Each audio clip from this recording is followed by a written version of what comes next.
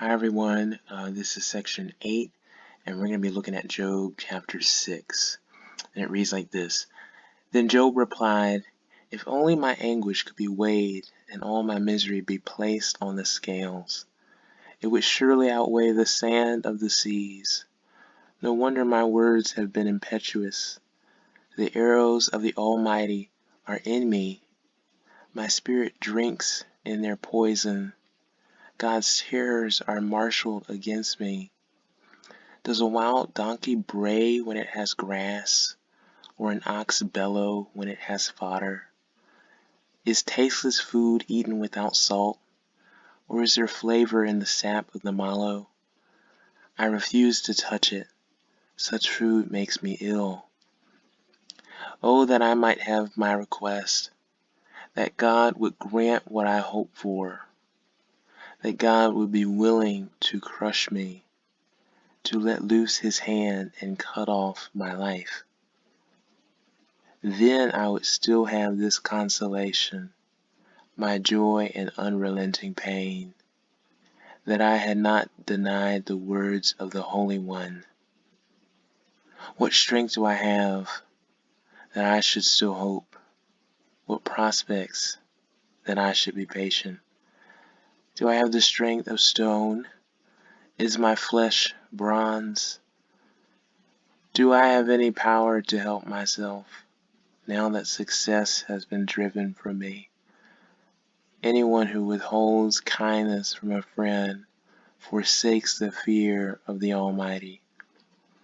But my brothers are as undependable as intermittent streams, as the streams that overflow when darkened by thawing ice and swollen with melting snow, but that stop flowing in the dry season, and then the heat vanished from their channels. Caravans turn aside from their routes. They go off into the wasteland and perish. The caravans of Tema look for water. The traveling merchants of Sheba look and hope. They are distressed because they had been competent. They arrived there only to be disappointed. Now you too have proved to be of no help. You see something dreadful and are afraid. Have I ever said, "Give something on my behalf. Pay a ransom for me from your wealth.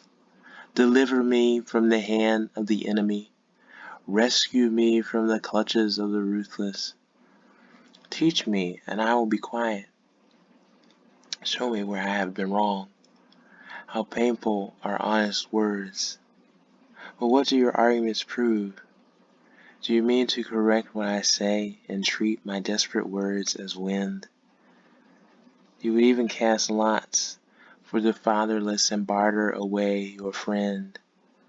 But now be so kind as to look at me. Would I lie to your face? Relent, do not be unjust. Reconsider, for my integrity is at stake. Is there any wickedness on my lips? Can my mouth not discern malice?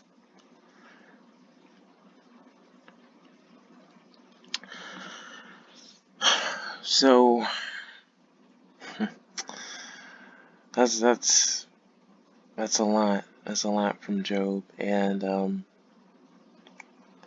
of the first things that stuck out to me is that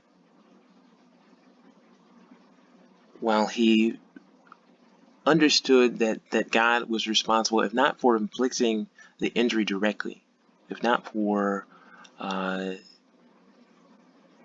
striking down his house and his family with his own hand and inflicting the illness with his own hand, he allowed it. And so he understands that in some way or another, God has some responsibility in this. But what he doesn't say is that God is doing this without cause. He doesn't know what the cause is, and he's really, he's not inclined to, just assume, like Eliphaz did, that this was over a sin. This was because Job had committed a sin. Um, he says he doesn't know, and he really doesn't know.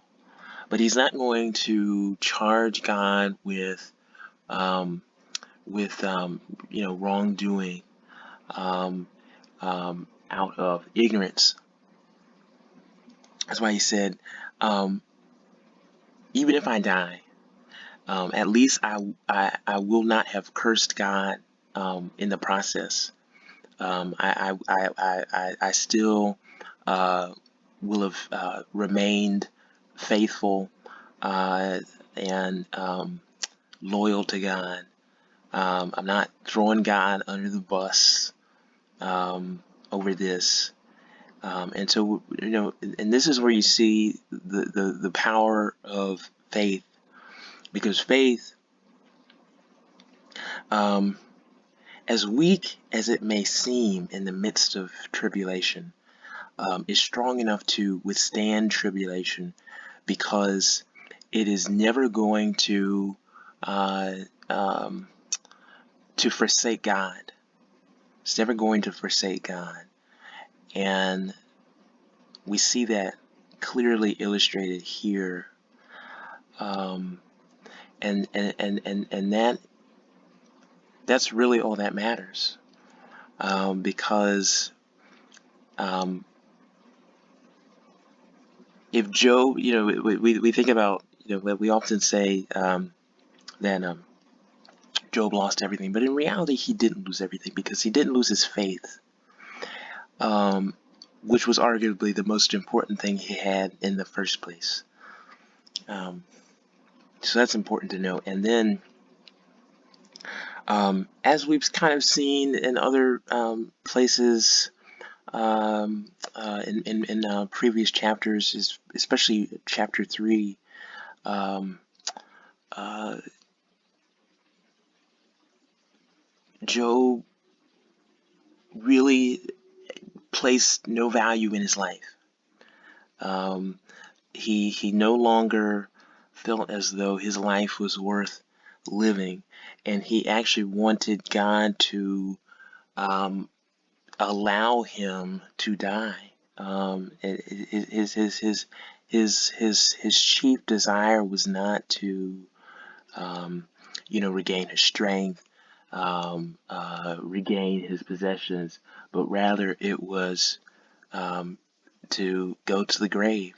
He really was tired at that point, and this is what we see in a lot of people who are suffering from mental conditions, is this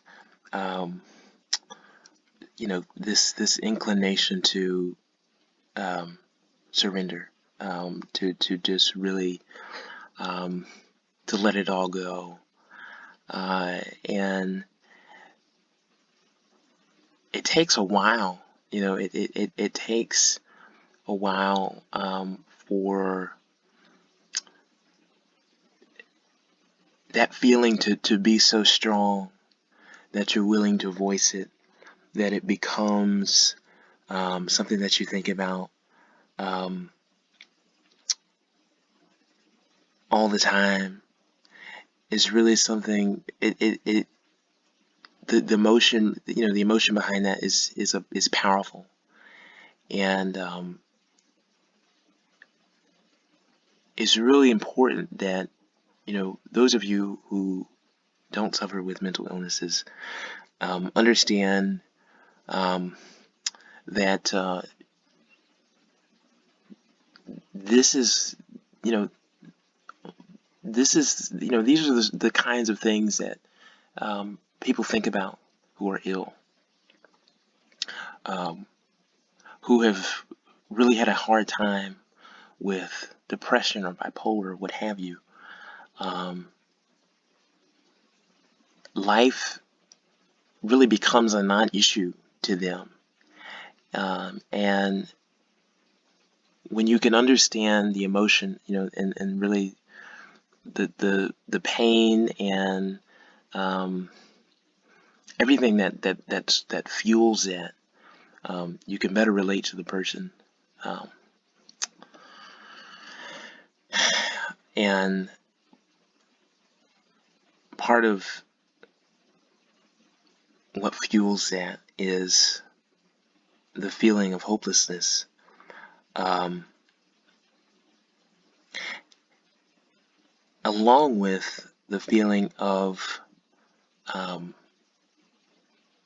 weakness, whether it be physical or emotional.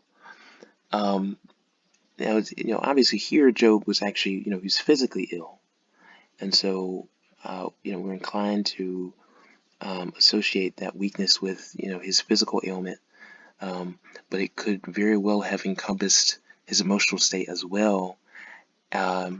And this is another thing that we see a lot, and it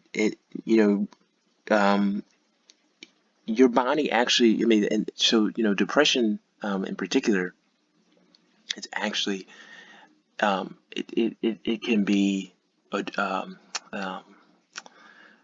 it can be thought of as a physical condition, because the emotional aspect of it affects the physiological aspect as well. And so while you are emotionally tired and strained, your body is becoming strained as well. Your immune system is weakened.